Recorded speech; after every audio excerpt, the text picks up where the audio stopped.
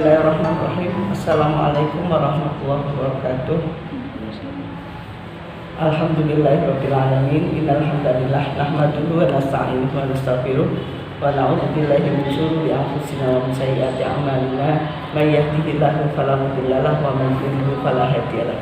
Assalatu wassalamu ala Rasulillah wa ala alihi wa sahbihi wa man wala. Rabbi shrah li sadri wa yassir li amri wahlul 'uqdatam min lisani yafqahu qawli. Bapak Ibu wali murid Harapan Bunda yang kami muliakan, seluruh guru Harapan Bunda yang kami banggakan, dan seluruh pendengar acara ini yang semoga Allah limpahkan rahmat kepada mereka dan kepada kita semua. Saya akan menyampaikan hal yang berkaitan dengan Ramadan ini adalah saatnya Allah memberikan kepada kita selain kewajiban berpuasa, selain kemudian menambah dengan memperbanyak tilawah, hal yang banyak dilakukan Rasul itu adalah infak. Infak di bulan Ramadan itu bahkan sampai Rasul disebutkan melebihi cepatnya angin. Saking cepatnya beliau mengeluarkan uangnya, infaknya itu sampai lebih cepat dari lewatnya angin, jalannya angin. Dan juga tentang zakat itu adalah salah satu rukun Islam. Artinya Islam itu punya pandangan yang khusus atau yang istimewa tentang harta, tentang kepemilikan harta, tentang jumlah harta, tentang kesungguhan orang untuk mencari harta dan kemudian mengeluarkannya pada batas tertentu. Bahkan sampai kemudian zakat itu menjadi rukun. Kalau rukun itu ibarat rumah itu bukan tiang tapi yang bisa menyangga pojok-pojoknya itu kalau bangun rumah itu kan mesti ada besi yang di pojok yang membuat bangunan itu menjadi kokoh. Nah, rukun itu seperti itu. Nah, zakat itu salah satu rukun. Nah, tapi pada sisi lain kemudian masyarakat Muslim itu memiliki pemahaman yang salah. Salah itu bisa berlebihan dalam memandangnya sampai kemudian tidak siap untuk berbagi. Tapi kadang-kadang pada sisi tertentu dia tidak mencarinya dengan kesungguhan sehingga kemudian dia tidak pernah sampai pada batasan menjadi seorang muzaki, seorang yang punya kewajiban mengeluarkan zakat. Nah, saya ingin memberikan pandangan Islam tentang harta dan beberapa kesalahan yang muncul dalam pemikiran maupun tindakan tentang harta. Yang pertama ini saya ingin sampaikan bahwa dalam beberapa ayat itu Allah menyampaikan tentang harta, tentang pokok-pokok ekonomi. Di antaranya misalnya ketika Allah menyampaikan bahwa harta itu adalah pokok kehidupan. Memang di awalnya itu Allah menyampaikan jangan kamu serahkan harta itu kepada orang yang belum genap akalnya, karena harta itu adalah pokok kehidupan. Berarti tegaknya kehidupan ini itu salah satunya adalah berkaitan dengan harta. Nah, ini Islam memberikan pandangan yang serius tentang hal itu. Kemudian yang kedua, Islam beberapa ayat yang lain itu misalnya disebutkan bahwa harta itu adalah diberikan untuk manusia, diberikan untuk dinikmati oleh manusia. Di surat Al-A'raf ayat 32 misalnya sebutkan begini, A'udzubillahi minasyaitonir rajim. Bismillahirrahmanirrahim. Qul man harrama zinatallahi allati akhraja li ibadihi wat thayyibatu minar rizq. Qul hiya lil ladzina amanu fil hayatid dunya khalisatan yaumil qiyamah. Kadzalika nufasilul ayati liqaumin ya'lamun. Ini intinya nanti silahkan dicari maknanya di Quran bahwa katakan ya Muhammad, siapa yang mengharamkan perhiasan dunia ini yang dikeluarkan, perhiasan Allah yang dikeluarkan untuk hamba-hambanya yang baik-baik dari rezekinya. Artinya selama itu dibolehkan, dihalalkan, ya jangan kita haramkan ya. Kadang-kadang sebagian orang kemudian membatasi diri dari tentang kepemilikan harta. Kemudian juga, tapi pada sisi lain Allah juga menyampaikan bahwa harta dan anak, sebagian harta dan anak itu menjadi ujian bagi kita. Berarti cara kita mencarinya atau cara kita mengelolanya itu nanti akan membuat kita berhadapan dengan pertanggungjawaban, ujian yang harus dipertanggungjawabkan. Kemudian juga pada surat Al-Kahfi ayat 46, surat 18 ayat 46 disebutkan bahwa harta dan anak itu adalah perhiasan kehidupan dunia. Ini menunjukkan berarti harta itu perhiasan dunia yang boleh dinikmati. Nah, ini beberapa ayat tentang harta. Kemudian juga ayat-ayat yang berkaitan dengan ekonomi itu, misalnya Allah itu menyuruh kita, ayat tentang infak itu akhirnya itu adalah wa anfiqu fi sabilillah wa la tulqu bi aydikum ila tahlukah wa ahsinu innallaha yuhibbul muhsinin. Berinfaklah kamu fi sabilillah dan jangan jatuhkan dirimu pada kehancuran. Dan berbuat baiklah, sesungguhnya Allah suka kepada orang-orang yang berbuat baik. Ayat ini tuh meminta kita suruh berinfak fisabilillah. Jadi pada saat itu Rasulullah membutuhkan mobilisasi dana, terus kemudian orang pada berpikir udahlah kita mau konsentrasi lagi, nggak usah infak, tapi kita mencari lagi. Artinya ketika dia membatasi diri untuk tidak berinfak ya, untuk memupuk apa yang buat dirinya itu, ayat ini menyebutkan jangan hancurkan dirimu pada kehancuran. Artinya orang-orang yang membatasi diri dalam infak fisabilillah itu sebetulnya dia sedang menjatuhkan dirinya pada kehancuran. Dan orang yang tidak melakukan itu berarti dia adalah orang yang suka pada perbuatan baik, dan Allah suka pada orang-orang yang berbuat baik. Nah, kemudian pada sisi lain ya, ayat tentang infak fisabilillah itu artinya perintah orang untuk berinfak fisabilillah. Ketika orang itu diperintahkan berinfak atau zakat dulu ya, sebelum pada infak itu zakat, dia harus memiliki uang pada batas tertentu. Jadi kalau dia punya uang pada jumlah tertentu, kemudian uang itu sudah tersimpan selama 1 tahun, atau ketika dia berbisnis dan bisnis sudah berjalan 1 tahun, kemudian aset yang dimiliki itu sudah sampai batas nisabnya, maka dia punya kewajiban untuk mengeluarkan. Memang zakat itu hanya diperuntukkan bagi orang-orang yang punya harta yang lebih lah, katakanlah yang lebih sampai pada batas tertentu. Tapi Islam tidak membatasi hanya pada orang yang punya kelebihan. Ada terminologi yang lain yang berkaitan dengan harta itu infak ya. Kalau infak itu tidak ada kaitannya dengan jumlah. Berarti sebetulnya mengeluarkan harta dalam bentuk zakat ataupun infak itu, atau mengeluarkan harta untuk orang lain itu tidak hanya menjadi dominasinya orang-orang kaya ya, karena infak itu juga bisa dilakukan oleh orang-orang yang sebetulnya secara kepemilikan dia tidak memiliki jumlah yang lebih. Nah, artinya ada dorongan untuk infak, ada dorongan untuk zakat, ada kewajiban untuk zakat, ada dorongan untuk infak. Itu menunjukkan bahwa Islam itu menghendaki umatnya ini punya perhatian serius tentang harta, tentang suruh mencari dengan sungguh-sungguh, dengan mencurahkan tenaga, pikiran dan waktu, terutama bagi para pencari nafkah yaitu bapak-bapak. Itu sungguh-sungguh sampai dia diharapkan dia bisa sampai pada batas kepemilikan itu, sampai dia bisa zakat ya. Atau kalau dia menunggu sampai zakat itu mungkin dia merasa terlalu lama dan dia juga sudah berpikiran untuk membaginya kepada orang lain, dia kemudian sudah harus berpikir tentang infak. Kemudian Rasulullah juga menyampaikan tangan di atas lebih baik dari tangan di bawah. Berarti kan orang yang memberi itu jauh lebih utama daripada orang yang meminta. Keringat seorang pencari nafkah seringkali nilainya, ini ucapan seorang ulama ya, nilainya sama dengan tetesan darah seorang pejuang. Itu menunjukkan bahwa para pencari nafkah ya suruh bersungguh-sungguh untuk mencari nafkah. Nah, ini beberapa pandangan tentang harta ya.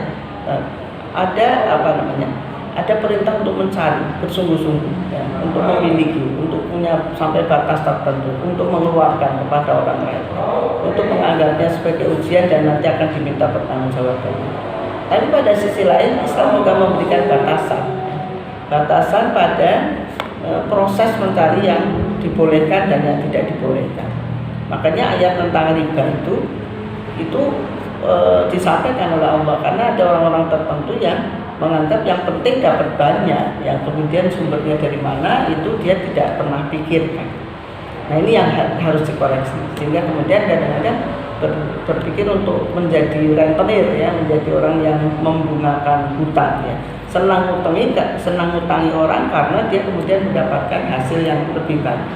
Nah itu oleh Islam diharamkan, riba itu diharamkan. Bahkan Allah dan Rasulnya itu mengumumkan perang buat orang-orang yang mencari nafkahnya dengan riba. Sebetulnya semua cara mencari nafkah dengan cara yang tidak halal itu diharamkan, ya, bukan hanya riba, tapi mengambil harta orang lain tanpa hak misalnya itu diharamkan. Nah itu ya yang awal yang ingin saya sampaikan tentang harta. Kemudian selanjutnya ada apa? Kadang-kadang kita jumpai dari sebagian umat Islam ini ada kesalahan dalam memandang harta. Nah, ini perlu saya sampaikan nanti untuk rincian pandangan yang salah dan bagaimana untuk memperbaikinya itu akan saya sampaikan pada rekaman selanjutnya. Untuk hari ini saya sampaikan tentang beberapa cara pandang yang salah tentang harta. Ada empat hal kesalahan yang seringkali terjadi dalam hal dalam hal memandang tentang harta. Ada 4 sisinya. Yang pertama dari cara mencarinya. Artinya kita harus tahu bahwa Islam itu memberikan kebebasan berpikir, kebebasan bertindak dalam mencari harta itu bukan tanpa batasan. Orang takwa itu cirinya adalah berhenti pada batasan dilarang. Ketika dilarang seenak apapun hal itu, ya. Kalau dalam sisi harta ya seberapapun banyaknya mendatangkan itu dia harus berhenti. Cara mencari ini akan ditanya, ya.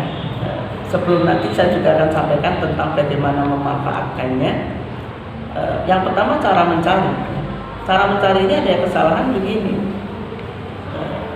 Satu, tidak bersungguh-sungguh, ya, dan kemudian tidak merasa bahwa kesungguhannya sebagai para pencari nafkah itu kesungguhannya mencari harta atau mencari nafkah buat keluarga itu bagian dari kewajiban yang akan ditanyakan, ya, tanggung jawabnya.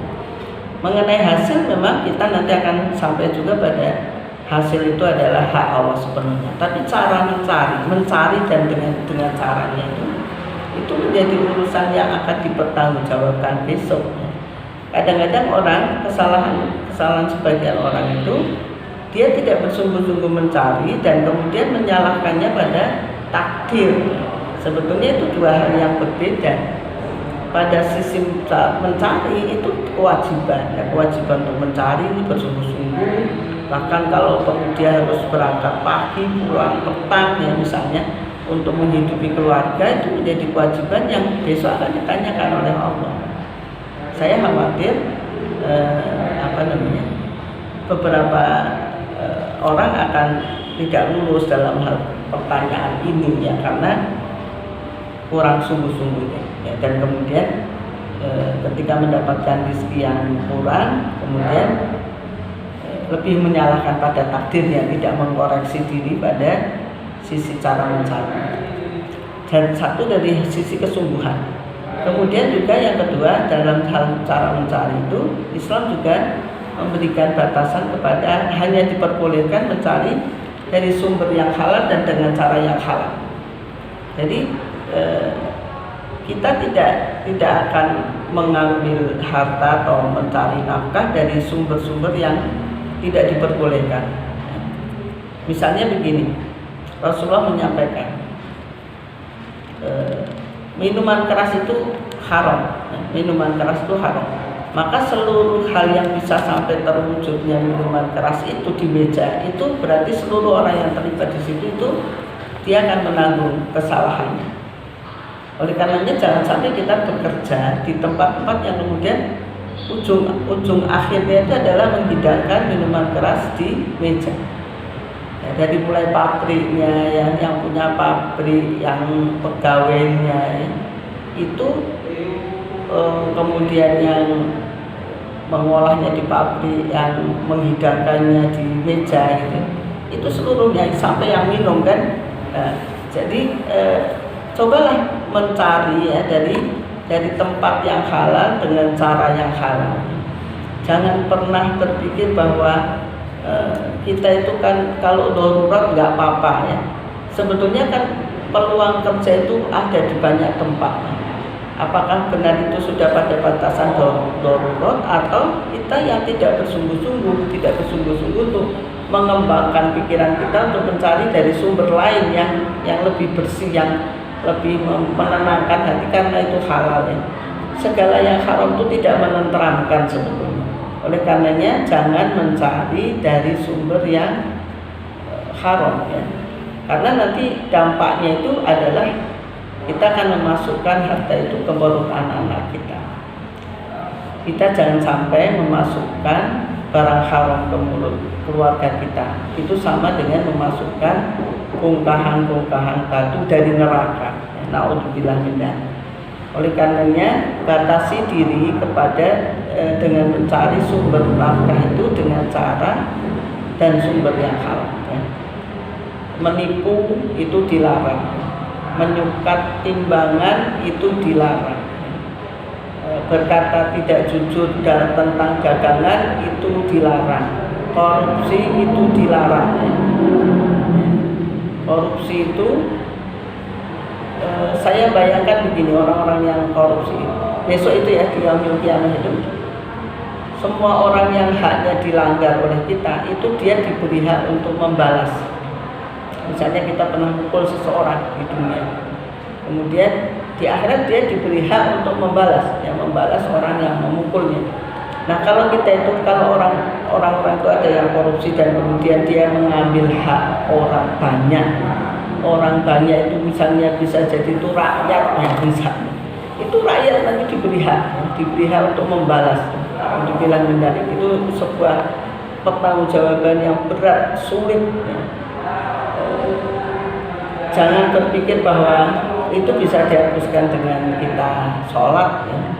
Selama kita tidak taubat ya, tidak berhenti, tidak menyesal ya, itu akan terhitung sebagai sebuah dosa dalam mencari nafkah. Maka saya berbahagia ketika ada ibu-ibu yang setiap kali menghantarkan suaminya itu kemudian berpesan untuk carilah dengan cara dan sumber yang halal saja ya. Kami akan kuat lapar tapi kami tidak kuat dengan siksa. Misalnya kalimat-kalimat penguat begini itu perlu untuk disampaikan.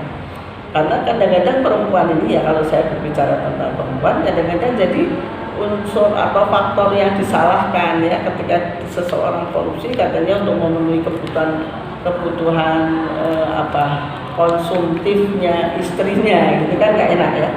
Nah bagi kita sebetulnya dua-duanya harus memiliki pemahaman, suami istri harus punya pemahaman yang sama tentang hanya memberi nafkah untuk keluarga itu dengan cara yang halal. Nah ini dalam Islam juga akan ditanyakan cara mencari. Kemudian yang kedua, bagaimana memanfaatkannya. Nah pemanfaatan harta itu ada dua sisi emosi dan sisi fungsi.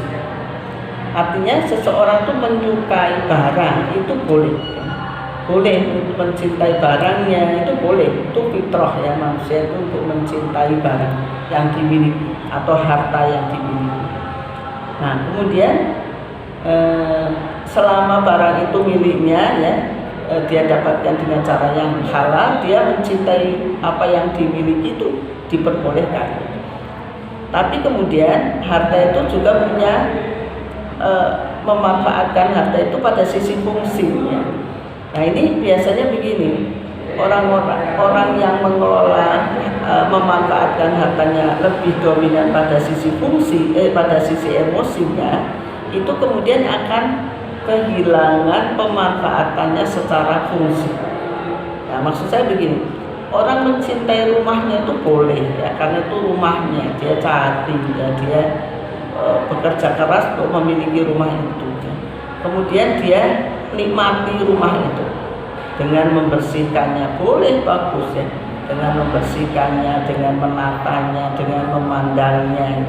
Tapi kalau kemudian kita jadi terhalang karena saking cintanya kita kepada harta itu pada sisi emosi, kemudian kita nggak suka kalau ada orang masuk ke rumah kita. Nah ini kan fungsi rumah itu jadi pemanfaatan pada sisi fungsi itu jadi berkurang. Nah ini pada sisi emosi itu kita tidak boleh lebih dominan daripada fungsi pemanfaatan secara fungsi ya, fungsionalnya. Menurut saya cara kita memanfaatkan dari sisi emosi itu seperlunya ya, agar kemudian yang lebih berkembang adalah pada sisi fungsi. Nah, keberkahan sebuah benda itu adalah ketika bermanfaat secara optimal pada sisi fungsinya. Oleh karenanya, kalau misalnya kita punya rumah besar, itu tidak apa-apa ya. Kalau misalnya seseorang itu punya harta berlebih dan kemudian dia ingin punya rumah yang besar, nggak apa-apa ya, selama kemudian itu mendatangkan keberkahan yang besar karena dimanfaatkan secara fungsional ya. Misalnya dia kemudian menawarkan kepada kepada banyak orang untuk membuka majelis di rumahnya, majelis taklim misalnya, atau setiap ada acara kumpulan di kampung bilang untuk pakai rumahnya, itu berarti bermanfaat secara fungsional. Ada orang itu punya rumah, Abdullah ibn Mubarak itu punya rumah yang sangat besar ya. Dia seorang ulama ya. Ulama itu jangan kemudian berpikir bahwa ulama itu kemudian tidak bekerja dan kemudian dia mengharapkan uluran tangan dari orang lain untuk kehidupannya. Ini salah ya. Itu kalau nanti dia menengadahkan tangan untuk dibantu gitu, itu sebetulnya dia sedang menghinakan dirinya ya. Nah, Abdullah bin Mubarak itu kemudian dia pedagang ya, dan kemudian dia ulama, dia sering menyampaikan ilmu kepada banyak orang. Dia punya rumah yang besar. Nah, dia selalu pada musim haji, khususnya pada musim haji, itu rumahnya itu dipakai untuk menampung. Jadi sebelum masuk ke Mekah itu ditampung dulu ya, setelah rumahnya dia tampung jamaah haji itu. Bahkan dia seperti kalau sekarang orang seperti penyelenggara KPI ya. Dia daftar siapa saja, dari mana, terus dia tanya kamu sangunya berapa, uang sakumu berapa, mau kamu titipkan saya apa enggak, nanti saya berikan oleh-oleh yang kamu butuhkan. Terus ditampung di rumahnya, selama ditampung itu ditanggung makan.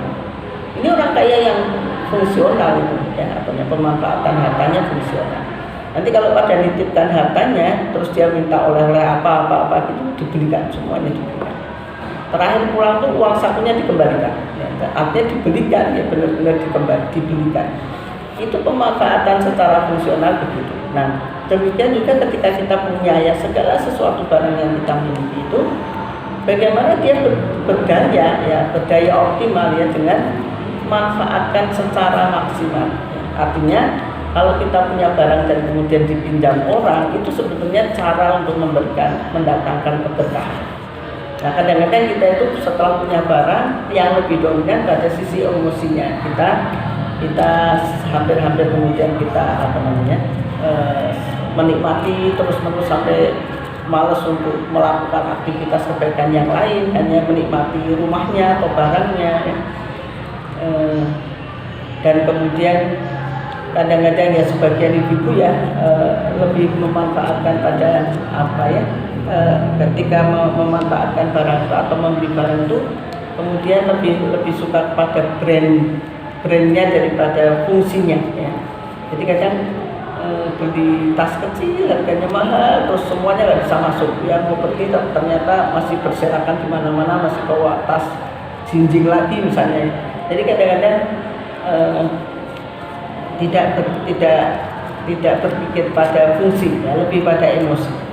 Nah, harusnya emosi boleh, tapi tetap ada batasan yang yang kita kelola ya pada hati kita. Kemudian yang ketiga, hal-hal yang harus kita waspadai tentang harta itu adalah yang kadang-kadang sebagian kita ada kesalahan di situ adalah ketika harta itu ada di orang lain. Nah, ini dalam Islam juga harus memberikan perhatian tentang hal ini. Kadang sebagian orang itu ketika harta itu dimiliki orang lain itu kemudian yang muncul adalah perasaan iri. Oleh karenanya dalam Islam begini, kalau ada orang lain membeli sesuatu yang kita sebetulnya sedang kepingin mendapatkannya, itu supaya kita tidak berkembang rasa irinya, kita suruh mempercepat memberikan tahniah, memberikan ucapan selamat barakallah, mudah-mudahan berkah ya rumahnya atau motornya atau mobilnya. Kenapa kita disuruh mempercepat memberikan tahniah? Agar tidak sempat berkembang pada diri kita iri terhadap harta yang dimiliki orang lain. Nah, ini perlu dikelola. Hal begini itu perlu dikelola. Yang bisa menjadikan kita kemudian tidak memberikan tidak mengembangkan rasa iri terhadap harta yang dimiliki orang lain itu keimanan sebetulnya. Pemahaman kita tentang Islam, pemahaman kita tentang hari akhir, pemahaman kita tentang pertanggungjawaban, atau dengan bahasa yang lebih umum adalah keimanan yang kemudian menjadikan kita itu bisa menerima, ya artinya ketika orang lain mendapatkan anugerah yang Allah tidak berikan pada kita, ya kita memahami itu bagian dari pembagian Allah.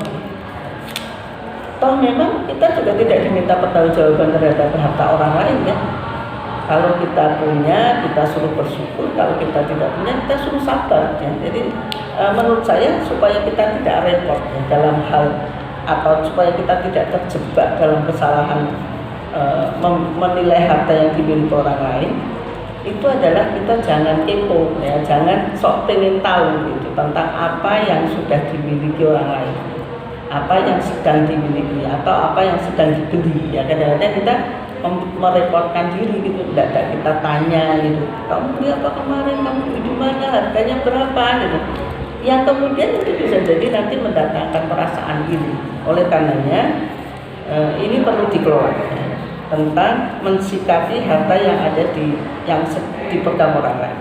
Kemudian yang keempat, kesalahan yang kadang-kadang terjadi yang berkaitan dengan harta adalah ketidakpahaman tentang adanya dalam harta kita itu ada hubungan interaksi seseorang dengan seseorang yang dengan orang lain yang kemudian berkaitan dengan harta.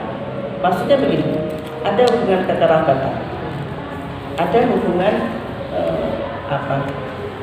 bos dengan anak buah. Ini kalau berkaitan dengan harta ini Islam mengatur infak terbaik itu kepada kerabat.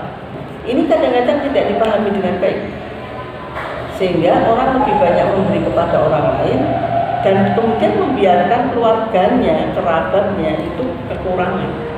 Sebetulnya zakat itu ya, kalau kita berbicara zakat itu tidak boleh diberikan kepada tanggungan. Tanggungan itu orang tua, anak ya, itu tanggungan. Maksudnya apa? Bukan berarti kita tidak memikirkan anak atau orang tua kemudian kita memberikan zakatnya pada orang lain, bukan.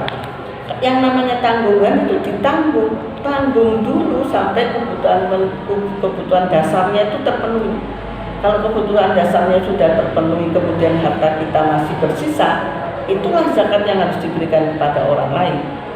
Kalau tanggungan kita itu belum terpenuhi standar minimalnya, maka sebetulnya dia boleh tidak berzakat untuk orang lain dalam rangka menanggung keluarganya. Nah, hubungan begini ini, hubungan kekerabatan yang kemudian berdampak pada harta, ya, pada yang berkaitan dengan harta itu harus diperhatikan. Jadi infak terbaik itu kepada kerabat. Kepada kerabat itu kerabat paling dekat dulu, kemudian semakin yang agak jauh, ya agak jauh, baru kepada orang lain. Nah, kadang-kadang kita keliru ya, kita tidak memperhatikan keluarga, tapi lebih memperhatikan orang lain. Nah, apa berarti kita tidak boleh memperhatikan orang lain? Bukan ya. Artinya yang kalau prioritasnya itu kerabat dulu. Kalau kemudian masih ada sisa, ya berarti harus berlimpah ya kepada yang lain. Tapi yang harus diutamakan yang pertama adalah kerabat dulu. Nah, kenapa kerabat itu kemudian pahalanya lebih besar ya? Orang itu memberikan hartanya pada kerabatnya itu pahalanya jauh lebih besar daripada harta itu diberikan pada orang lain. Kenapa? Karena kadang-kadang keluarga itu kalau diberi kadang-kadang ya ujiannya ya nggak berterima kasih gitu. Karena menganggap ya wajar lah anakku ngasih saya gitu kan, sehingga tidak berterima kasih. Walaupun tetap yang baik itu berterima kasih. Tapi kadang-kadang kan kita juga keluarga itu merasa itu wajar. Tapi kalau orang lain yang diberi kan terima kasihnya bisa bertubi-tubi gitu. Nah ini yang kemudian menjadikan orang lebih ikhlas ya. Artinya ketika dia memberikan harta itu kepada kerabat itu sebetulnya dia terbimbing untuk lebih ikhlas ya. Nah ini harus dipahami. Kemudian kalau atasan dengan bawahan misalnya gaji itu ya, saya berkaitan dengan gaji. Rasulullah berpesan begini, jangan kamu berikan gaji pegawaimu berikan gaji pegawaimu sebelum keringatnya kering. Ya, maksudnya jangan menunda-nunda. Ya, kalau sudah jatahnya gaji ya berikan. Kalau kemudian dia mau menitipkan kepada kita itu urusan dia ya. Tapi jangan ini duitmu tak simpen cek ya, gitu jangan. Ya, jangan tawaran itu jangan datang dari bosnya, tapi harus dari anak buahnya ya. Nah bagi seorang bos gitu, itu harus memperhatikan jangan sampai gaji karyawannya telat ya, atau tidak UMR, tidak di bawah UMR misalnya. Harus diperhatikan ya tentang kebutuhan tentang gajinya. Bahkan kepada binatang ya sebetulnya memberi perhatian pada binatang, makan minumnya kalau kita menggunakan binatang. Dulu pada masa Rasulullah itu kudanya ya, kuda itu jadi andalan kendaraannya itu dia ketika dia tidak memberi makan tuh sampai kudanya itu mengadu pada Rasul dan kemudian Rasul marah kepada pemilik kuda itu yang memanfaatkan kudanya tapi tidak memberikan haknya. Nah ini ya nanti akan saya sambung tentang beberapa hal yang berkaitan dengan harta. Insyaallah untuk ramalan selanjutnya insyaallah saya akan masih tetap menyampaikan tentang harta. Mudah-mudahan ada manfaatnya. Assalamualaikum warahmatullahi wabarakatuh.